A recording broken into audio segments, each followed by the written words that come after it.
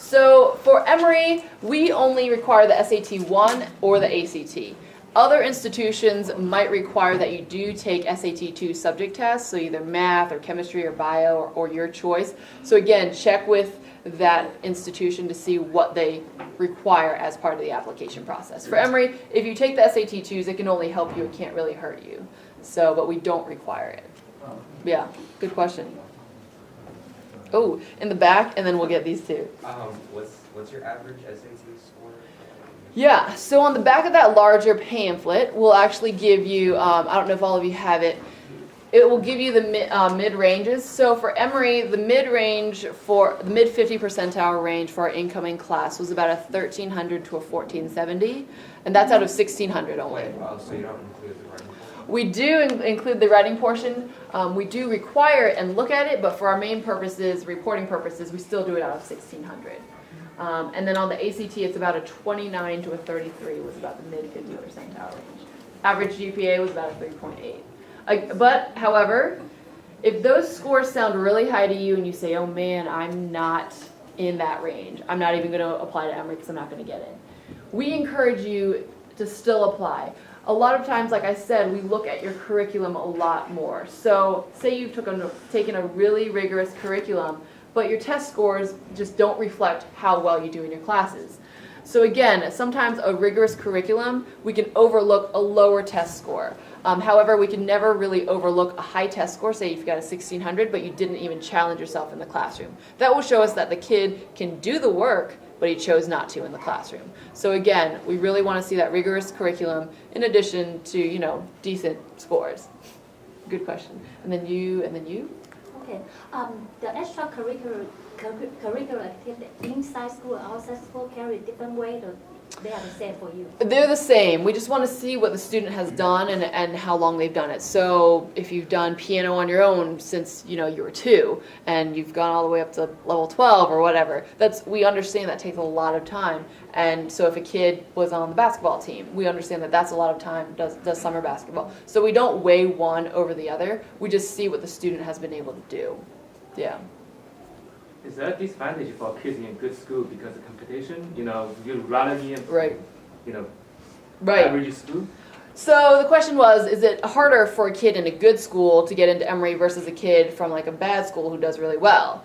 Again, we look at the school that they're coming from. So we still see, so if you go to like a Woodward or a Westminster or Lovett, so, we want to, those schools offer AP classes and advanced classes. So if you're there and you don't take advantage of it, but the kid at the bad school, did, he's still going to be the more competitive applicant because he took more advantage of what was offered in the school. So we don't compare, schools to schools. We just look at what you've been able to do in your classroom. Yeah. Yeah. Yeah, I've heard that different high schools, they have different kind of grading standards. What I heard was that one high school that they provide, basically they will add 11 points to the AP. Yeah. In some of the schools, this is whatever you have is whatever you have. Mm-hmm. So do you profile those schools, high schools? Yeah, so we know, I think it's Gwinnett or something that adds, they add 10 points to any AP. Mm-hmm. So say on the application on their transcript they have an 80, so it really should be a 70. We know that. So when we recalculate the GPA on a 4.0 scale, so even if, say, AP classes are on a 5.0 scale, we go ahead and recalculate it just because so many schools do it so differently. We need to have one grading scale. However, we don't take away that credit just because, again, we look to see that those students have taken those AP classes, those challenging classes. And yes, we do dive into the curriculum. We do look to see how their grading scale is different. So when we read applications, we do know what schools inflate grades and what schools, the grade that they get is really the grade that they get. So, we travel to all the different schools in Georgia, maybe not all of them, but we do have a Georgia rep. I actually travel in Boston, Pittsburgh, and Florida, but we don't read regionally. So I read Georgia applicants, I read South Korean applicants, we read all over the place. So we really get a world view of the applicant pool. But we really do take time to get to know the schools. Yeah. So don't worry, we do know these grading scales. Yeah, for his question, one more little things about the 100. What about the GPA scale? By 4 or 4.5? like a plus, like he got 100 or 99 plus 7 in Chattahoochee. Mhm. So he eventually got a 106. Yeah. What the GPA equal to 4 or 4.5? I don't know how to become. Yeah, it'll be on a 4. So A's are 4s, B's are 3s, C's are 4 2s. is maximum. Mhm, So now yeah. I saw California, they do 4.5. Yeah, well, they're different than us, so Oh. Emory will just do it on a 4.0 scale. Okay. Mm-hmm. Yeah, I was wondering, like, when you say try to take as many AP as you can, does Uh-huh. that include on the senior year? Or is it too late? Oh. Does it count senior year? The question was about APs and should you take them senior year as well? Yes, continue all that. So I'm glad you brought up the fact of trying to take as many APs as possible. Yes, I encourage you to take as many APs or the IB program as possible, but however, the student should know themselves.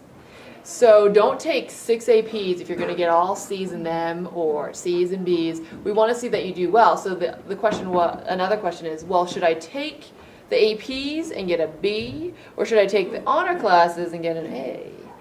We want to see A in all those classes, in the honors and the AP classes. So again, don't stress yourself out. I know you guys are students. You guys probably stay up till 3 a.m. doing your homework, and your parents say turn off your lights, go to bed. But again, you challenge yourself, but really know that balance of academics and having a life as well. So your question was APs. No, what I'm saying, like, for the last year, senior Oh, year, senior year, sorry. Yes. When they count APs, they count the last year. Mhm. Last year, they see you, like, how many APs you take, or people just take it Yes. easy. won't No, take it don't anymore. take it easy your senior year. We want to see you keep up that rigor. So we will even see your senior year classes when you apply. Even if you apply early decision, so that application deadline is November 1st. So we won't have senior second semester, but that doesn't mean you can slack off. We have rescinded admission to students who thought, yes, I got an early decision, now I can kind of coast, and they'll get a C here, a D here, and we say, what did you do? And we'll take it away. So we say, if you're admitted early, you have to keep up what you're doing. So we do ask for that transcript when it comes in later on, and we can actually call the counselor and say, hey, can you give us a mid-year update before sending out the decisions? So definitely make sure that you have an upward trend. If some of you are thinking, well, 9th and 10th grade, I didn't do so hot. I got a few C's here, a little low B's, but now I'm doing better. That's good. We want to see an upward trend. We would never want to see a downward trend where you're like, oh, yeah, I got all A's in 9th and 10th grade. I can coast 11th and 12th. No, we want to see that rigor continue. Yeah. So we've taken into consider everything from 9th through 12th grade. So if you're in 11th grade, half of the stuff you've already done, we will see. So now is the time to really take advantage and really up it if you haven't really done anything in 9th or 10th grade. And for those of you who have 9th graders, really encourage them to stick to it right now, because what they do from now on is what colleges will see. Yeah. One more question. If my kid will join the summer program for college credits, like for Emory, would that have credit to apply for Emory? So a lot of you might take community college classes or summer classes at colleges. Colleges can accept it. Well, for Emory, we can accept it if it doesn't count towards any high school graduation requirements. So if you take like college calculus and it's above and beyond what your high school offers, sometimes the college can offer give you credit for that if it's actually taken on the college campus and if they get a C or above.